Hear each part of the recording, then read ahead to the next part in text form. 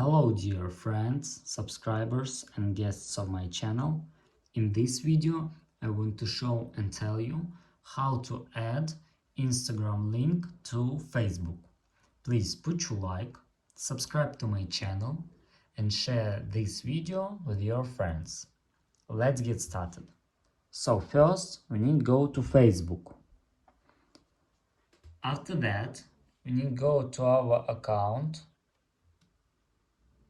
And here you need to click edit profile.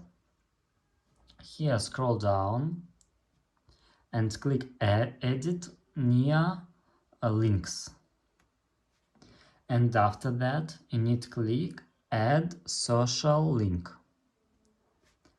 After that choose platform, enter Instagram, and here enter your username in Instagram. Click paste, for example, and click done.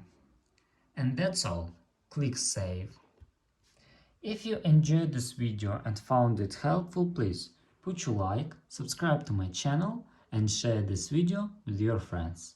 Bye bye everyone, see you later.